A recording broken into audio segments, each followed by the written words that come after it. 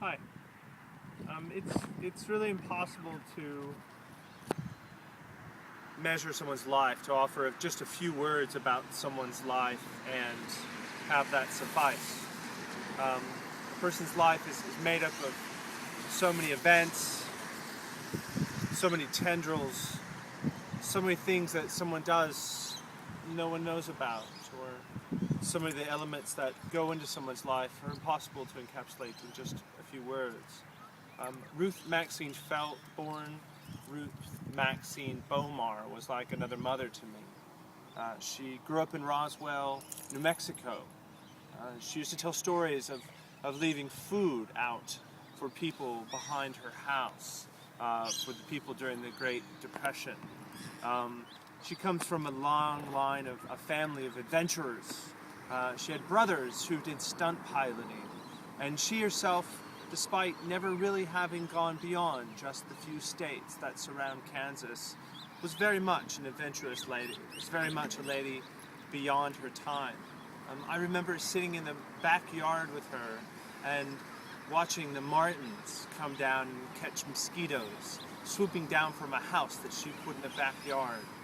I remember how even when she was in the later stages of her life, at an age when most people would be bedridden, she was still outside trying to pick up sticks and do gardening.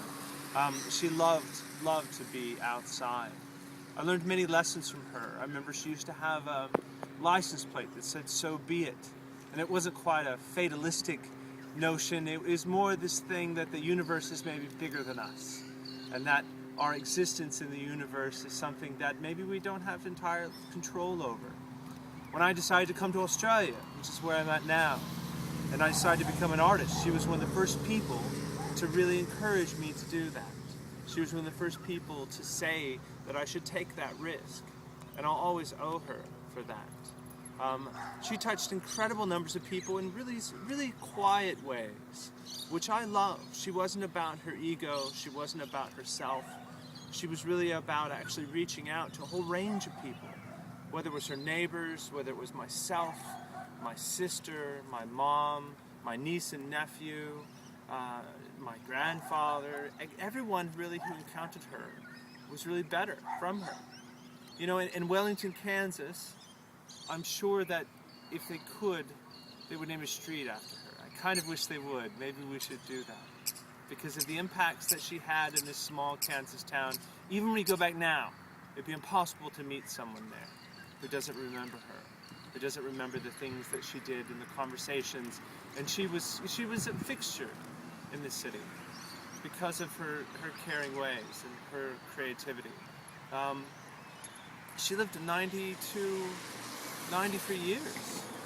That's amazing. One of the toughest people you could ever imagine. Stubborn, yes, sometimes, absolutely. But I think that's a very good thing, considering almost every time her stubbornness resulted in something good. I'm going to miss her a lot.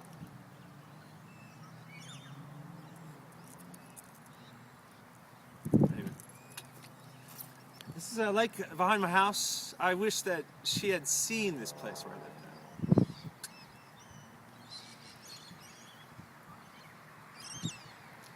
Anyway, I love her very much, and I'm sorry I can't be there.